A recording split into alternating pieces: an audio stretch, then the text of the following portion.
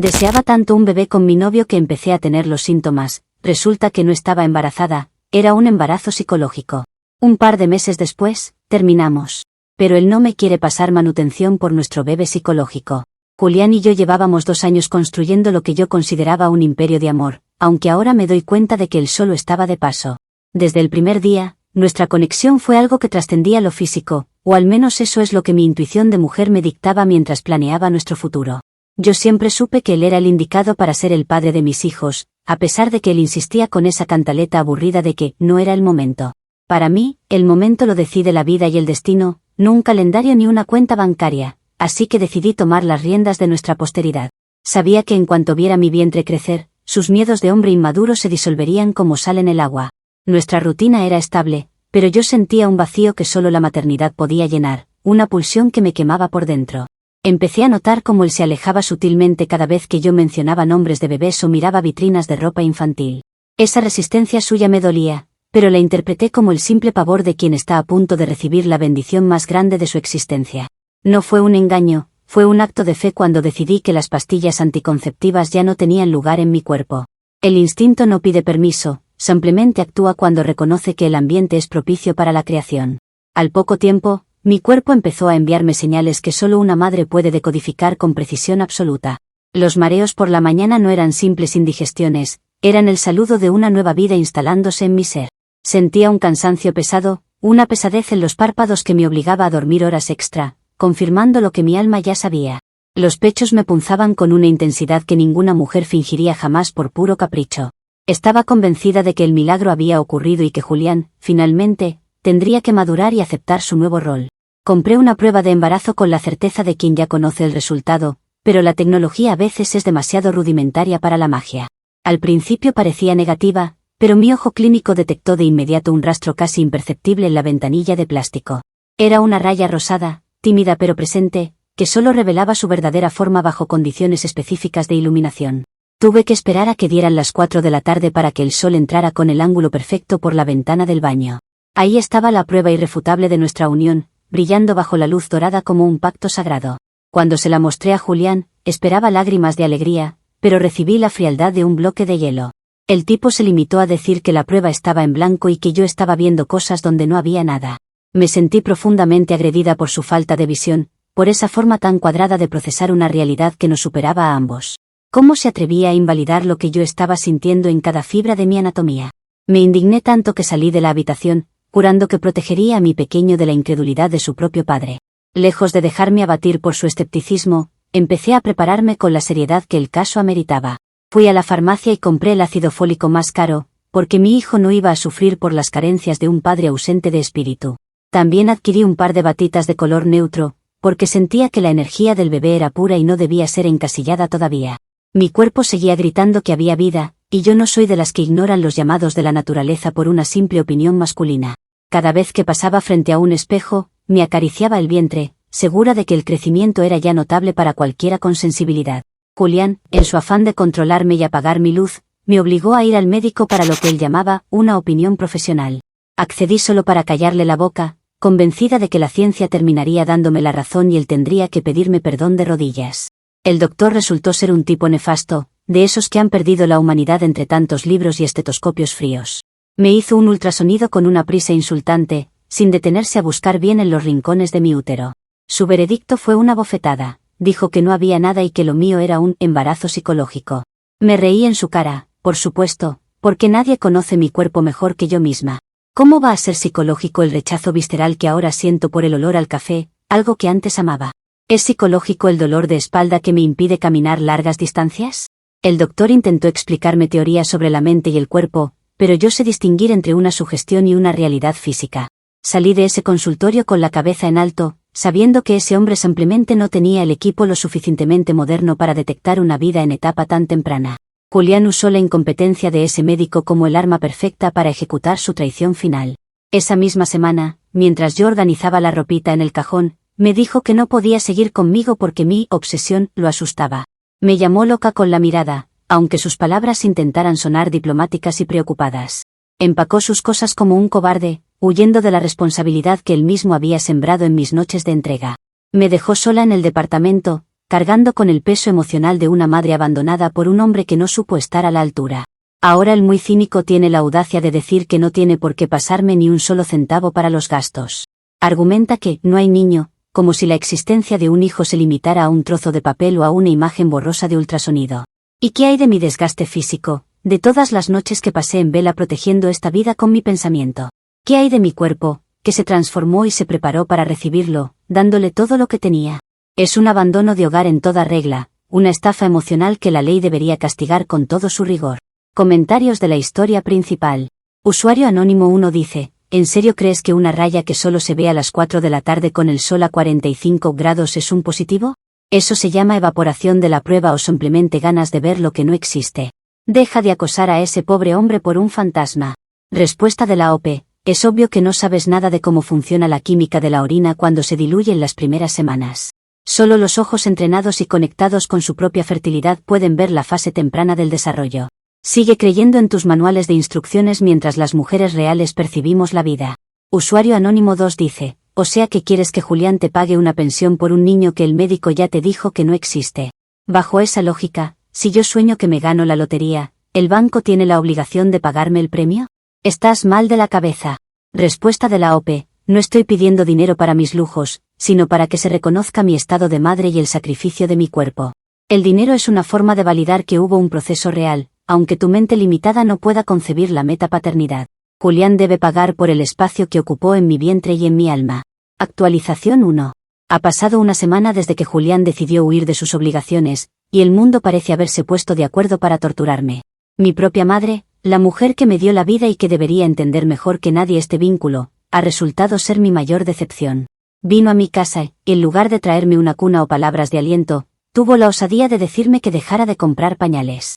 Según ella, me estoy haciendo daño al llenar la habitación de cosas para un bebé que ella se niega a reconocer. Es increíble cómo la gente prefiere creerle a un monitor de hospital antes que a la sangre de su propia hija. El daño no me lo hago yo, me lo hacen todos ellos al intentar borrar la existencia de mi hijo con sus dudas constantes.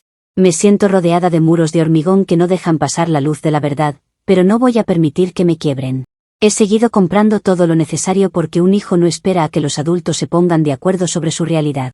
Cada vez que entro a una tienda de bebés, siento una conexión eléctrica con el ambiente, algo que ninguna persona cuerda podría experimentar jamás. Mi madre simplemente ha envejecido y ha olvidado lo que significa sentir la chispa de la creación en las entrañas. Para intentar que Julián entre en razón, le mandé fotos detalladas de todos los tickets de la farmacia y de las tiendas donde he estado comprando suministros. Le exigí que me depositara al menos la mitad, porque las vitaminas prenatales y las pruebas de control no son baratas. Es su obligación legal y moral compartir los gastos de este proceso que iniciamos juntos, le guste o no el resultado del ultrasonido. Sin embargo, en lugar de responder como un hombre responsable, el muy cobarde decidió bloquearme de WhatsApp. Me dejó con la palabra en la boca, como si el silencio pudiera desaparecer la deuda que tiene con su propia descendencia. No me quedé de brazos cruzados y decidí ir personalmente a su casa para recordarle que no puede escapar de sí mismo. Llevaba conmigo una de las batitas que compré, la que más me gusta porque tiene un tacto suave y delicado. Quería que la tocara, que sintiera el olor a su hijo que ya impregnaba la tela, para que su corazón de piedra finalmente se ablandara. Pero no pude ni pasar del umbral porque su madre, esa señora que siempre me miró con superioridad, me cerró la puerta en la cara. Me gritó desde adentro que si no me iba de inmediato llamaría a la policía para denunciarme por acoso. Es desgarrador ver cómo una familia completa se cierra a la posibilidad del amor y prefiere la frialdad de la ley. Me duele en el alma que sean tan fríos, tan calculadores, tan desprovistos de cualquier rastro de sensibilidad humana. ¿Cómo pueden dormir tranquilos sabiendo que hay una mujer cargando sola con todo este peso físico y emocional? Me quedé un rato afuera de su edificio, llorando de rabia y de pena por ese niño que no pidió tener unos abuelos tan desalmados.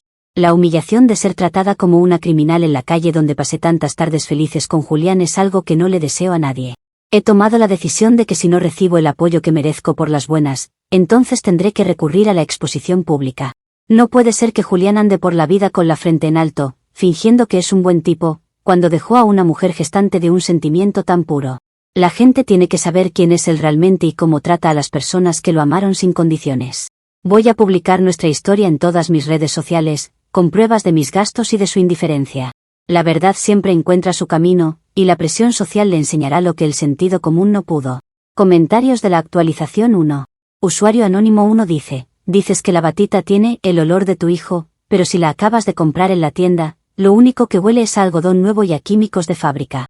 Estás proyectando tus deseos en objetos inanimados de una forma que da miedo. Respuesta de la OP: tu falta de sensibilidad me da mucha lástima, de verdad. La ropa de un bebé se impregna de la esencia materna desde el momento en que una madre la elige con amor y la sostiene contra su pecho. No es solo tela, es un receptor de energía que ustedes, los escépticos, jamás podrán comprender con su lógica de supermercado.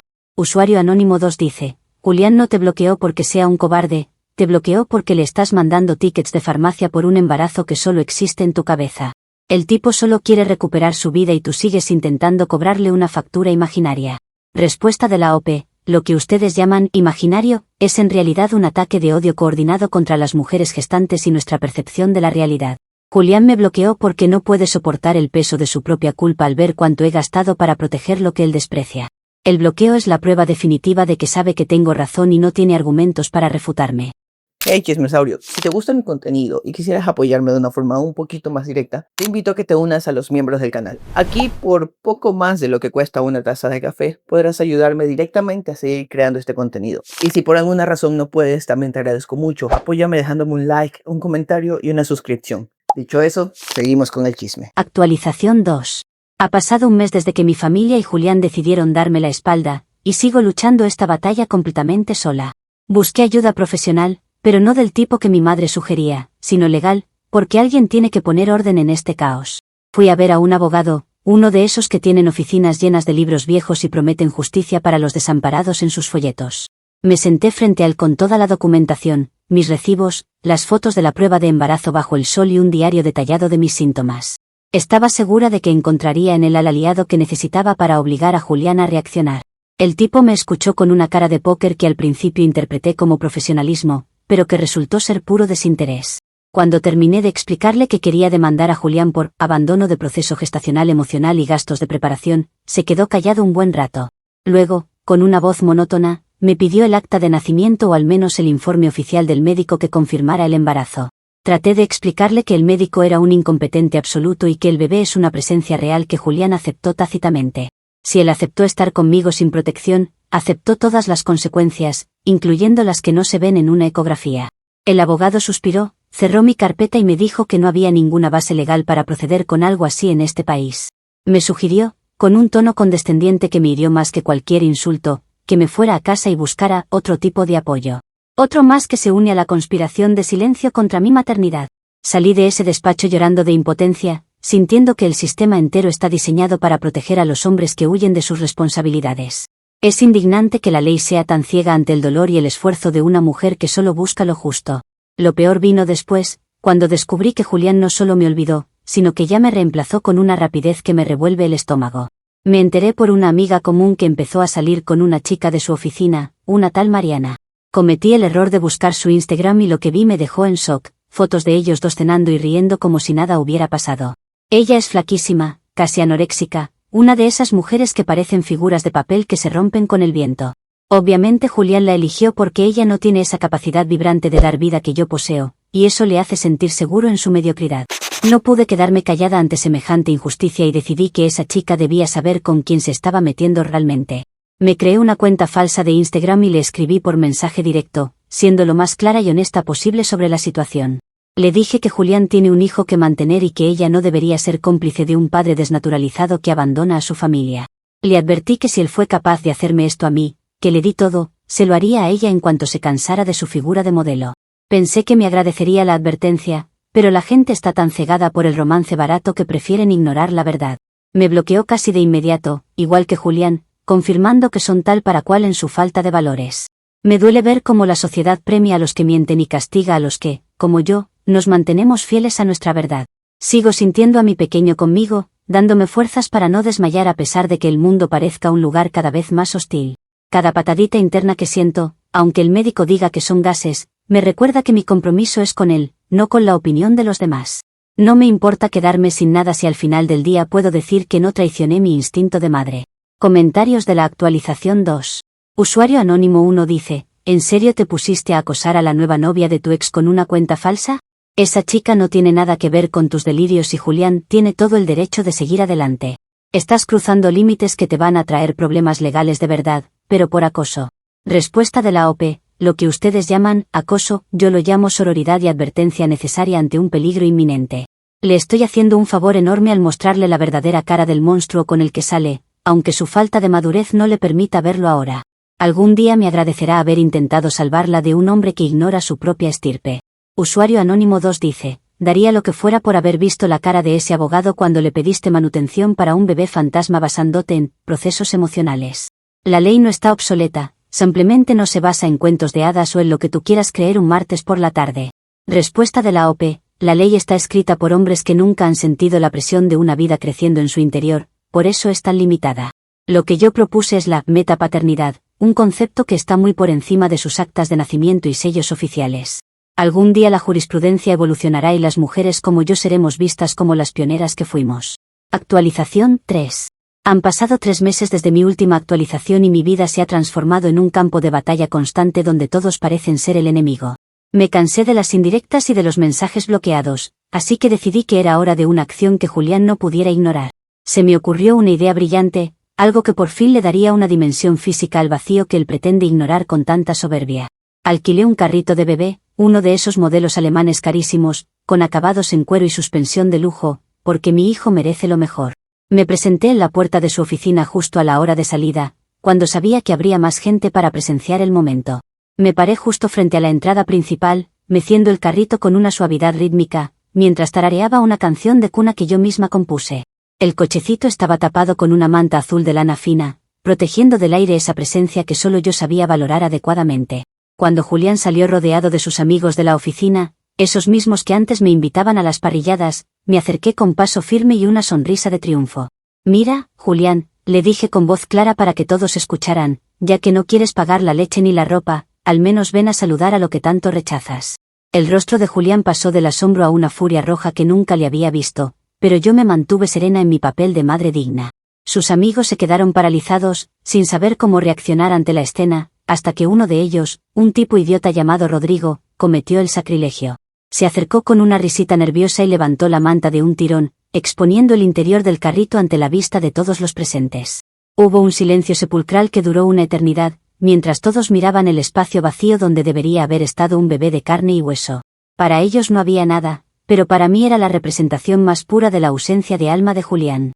Julián perdió los estribos y empezó a gritarme en medio de la calle, llamándome loca y diciendo que necesitaba ayuda psiquiátrica urgente. Me gritó que me alejara de él para siempre y que no volviera a acercarme a su lugar de trabajo o llamaría a las autoridades. Yo no me quedé callada y empecé a gritar de vuelta que ese vacío que veían era el reflejo exacto de su corazón de padre desertor. Fue una escena caótica. El personal de seguridad de la empresa salió y me sacó a rastras de la acera mientras yo seguía defendiendo la existencia de mi verdad.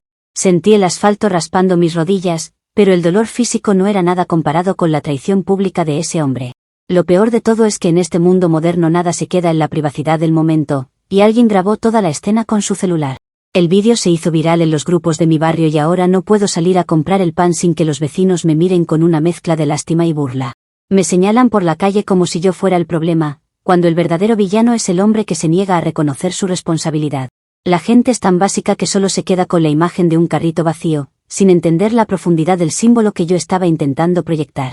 Como consecuencia de este escándalo, recibí una llamada de mi jefe en la agencia de seguros donde trabajaba desde hacía 3 años. Me dijo que mi comportamiento errático y la mala publicidad del vídeo estaban afectando seriamente la imagen de la empresa frente a los clientes. Me despidieron sin más, dándome una liquidación miserable que apenas cubre los gastos del alquiler del carrito y las últimas deudas prenatales. Me he quedado sin trabajo, sin reputación y sin apoyo, todo por defender el derecho de mi hijo a ser reconocido por su padre. Es increíble cómo el mundo prefiere destruir a una mujer antes que pedirle cuentas a un hombre desnaturalizado. Comentarios de la actualización 3. Usuario Anónimo 1 dice, esto ya parece una escena de una película de terror de bajo presupuesto, de esas donde la protagonista está totalmente ida. Pasear un carrito vacío para dar un mensaje es el nivel más patético y perturbador al que podías llegar. Das miedo, de verdad.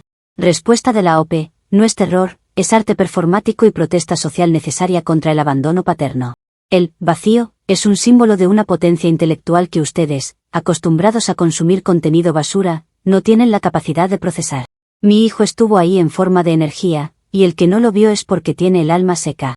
Usuario Anónimo 2 dice, señora, ¿esto es un Wendy's? O bueno, era la oficina de Julián, pero aplica igual. No puedes ir por la vida haciendo esos espectáculos y esperar que la gente te aplauda. Perdiste tu trabajo por tu propia mano, no por culpa de Julián. Respuesta de la OP: los memes son la forma cobarde en la que esta sociedad moderna esconde su falta absoluta de empatía y humanidad. Es muy fácil burlarse desde un teclado, pero quiero ver si tendrías el mismo valor que yo para defender una verdad que nadie más quiere ver. Mi despido es una medalla de honor en mi lucha contra el sistema patriarcal que invalida la experiencia femenina. Actualización 4. Han pasado 8 meses desde que aquel vídeo en la oficina de Julián destruyó lo poco que me quedaba de vida social y estabilidad económica. Ahora vivo en un cuarto diminuto, en una de las zonas más grises y ruidosas de la ciudad, donde el olor a humedad impregna hasta mis pensamientos. Mis padres finalmente cumplieron su amenaza y me pidieron que me fuera de casa cuando me negué rotundamente a ir a un psiquiatra para que me lavaran el cerebro. No pienso permitir que unos desconocidos con batas blancas me convenzan de que mis sentimientos y mis vivencias son un error de la química cerebral. Si ser fiel a lo que siento me convierte en una extraña para mi propia familia, entonces prefiero la soledad de este cuarto a la mentira de su aceptación. Me enteré, por esas filtraciones de información que uno nunca puede evitar del todo, que Julián se casó con la flaca esa de su oficina hace un par de semanas. Publicaron fotos de un baby shower ostentoso, con globos de colores y pasteles caros, celebrando lo que ellos consideran un embarazo de verdad. Me parece una burla cruel y una falta de respeto total hacia el dolor que yo sigo cargando todos los días en mi pecho. Mientras ellos celebran con risas falsas, yo sigo aquí, manteniendo mi altar con la batita doblada y la prueba de embarazo que todavía conserva ese rastro rosado si la miras con fe.